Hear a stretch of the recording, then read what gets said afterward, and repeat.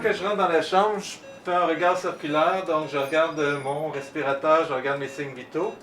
Avant de procéder à ma tournée ventilatoire, je vais ausculter mon patient.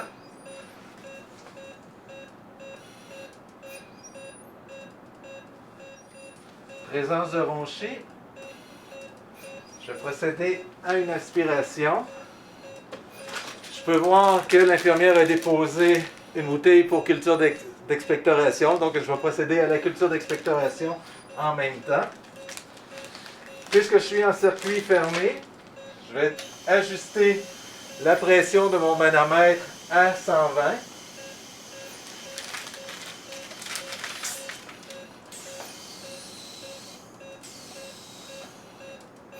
Parfait. Je vais venir brancher la bouteille à mon tube d'aspiration et je vais venir brancher le cathéter d'aspiration à ma bouteille. Je garde mon petit adapteur. Pas la peine de le déposer.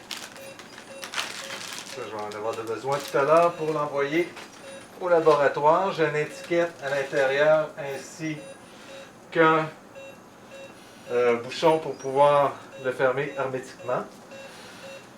Je vais déverrouiller mon cathéter pour pouvoir procéder à l'aspiration. Et je vais procéder à une aspiration. Sur le ventilateur, j'ai une touche pour l'aspiration d'O2 100%. Je vais lui laisser le temps de bien préoxygéner mon patient.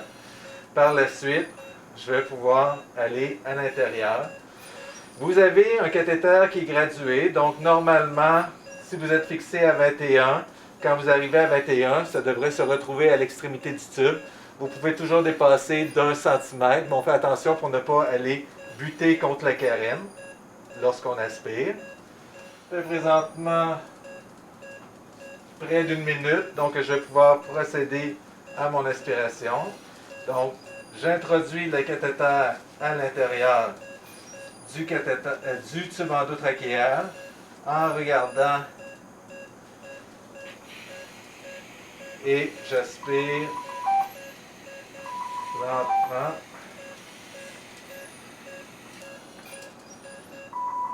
J'ai des sécrétions dans mon tube. Je vais pouvoir tout simplement quelques extrasystoles sur mon moniteur.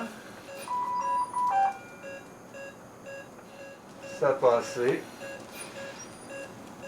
Je vais enlever la bouteille collectrice.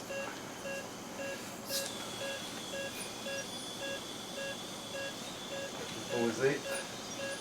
Et je les notifie après. Silence. OK, Monsieur Caméra, je vais y retourner une autre fois. Ça va vous faire tousser encore. Donc, je suis rendu à 23 et je vais aspirer en retirant mon cathéter. Parfait. Signes vitaux sont restés stables. Ça fonctionne. Je vais tout simplement rincer mon cathéter maintenant. Donc, avec un vial ou aquapack d'NaCl, je vais venir rincer mon cathéter.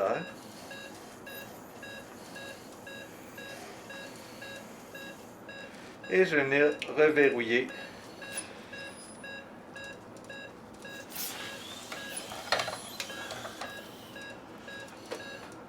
et remettre le petit bouchon. Refaire une boucle pour éviter que mon patient ne tire sur le cathéter et risque de se débrancher. On retire le vial de NaCl, on ferme le petit tuyau et on s'assure que tout est beau. On procède à notre tournée ventilatoire.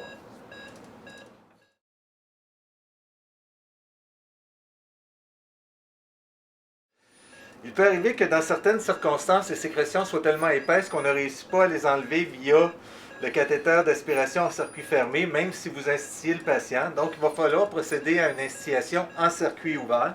Pour ce faire, vous allez avoir besoin de différents équipements. Vous allez avoir besoin de votre embu. Donc, on dispose de l'embu près du patient. On l'ouvre. On va encore une fois ajuster notre système d'aspiration si ce n'est pas le cas. On vérifie que notre pression est toujours à moins 120 mm de mercure. On va l'augmenter juste un peu. C'est parfait. Donc, je le dispose près du patient. On a besoin d'une serviette pour déposer sur le thorax du patient afin d'éviter tout retour lorsqu'on va instiller avec le NaCl pour éviter de salir la jaquette. Vous avez des kits qui viennent déjà tout préparés avec le cathéter d'aspiration et des gants stériles. Vous avez besoin de votre aquapack pour pouvoir instiller votre patient et une bouteille d'eau pour pouvoir rincer votre cathéter au besoin. Donc, on commence par une préoxygénation.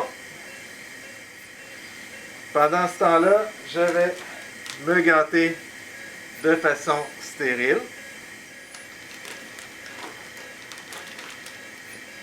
Prenons soin de ne pas contaminer mon cathéter.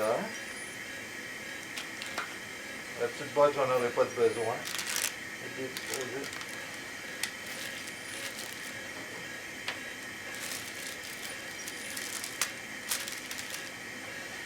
Je vais ouvrir tout de suite mon aquapack pour pouvoir l'utiliser.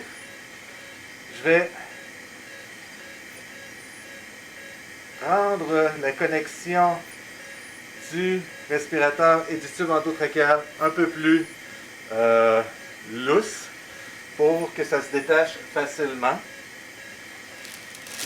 Et je vais revêtir mes gants. Bon, gants sur gants, ça risque d'aller mal un petit peu. Je vais au moins enlever celui de ma main stérile. Je vais garder stérile.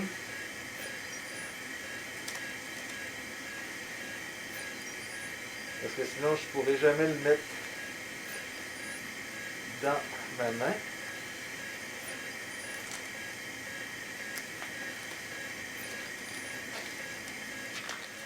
Ça fonctionne. Je prends mon cathéter. Je le garde stérile dans ma main. Je vais venir me brancher sur mon tube de succion en faisant bien attention de ne pas me contaminer. Je vais venir peser alarme silence. Et je vais être prêt à procéder. Monsieur caméra, je vais aller mettre un petit peu d'eau dans votre tube. Puis par la suite, je vais vous ventiler un petit peu. Puis après ça, je vais aller rechercher l'eau avec mon cathéter. Ça va vous faire tousser encore une fois. Je m'excuse. Ce ne sera pas agréable. Donc, je débranche mon patient. Je mets environ 2 ml d'NaCl. Je prends mon embu. Je bague mon patient pour bien brasser le tout. Je vais lui donner 2 à 3 respirations. Et par la suite, je vais aller introduire mon cathéter à l'intérieur en demeurant stérile.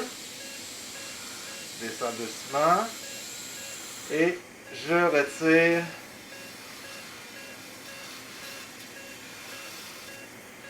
je reprends à l'embu mon patient pour vérifier s'il y a la présence encore de sécrétion.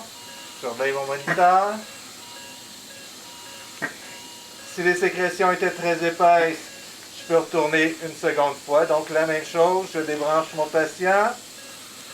2-3 ml d'eau. Je rebranche le tout. 2-3 respirations. Surveillant le moniteur. Je débranche. Encore une fois, je fais attention de ne pas me contaminer. Je descends mon cathéter et j'aspire en retirant, en surveillant mon moniteur. Et je peux rebrancher mon patient sur le ventilateur en m'assurant que la ventilation redémarre, que tout se fait adéquatement.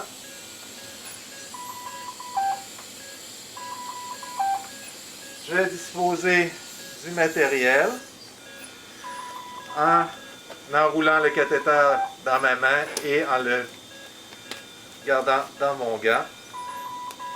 Et je vais jeter les 2 gants à la poubelle avec le reste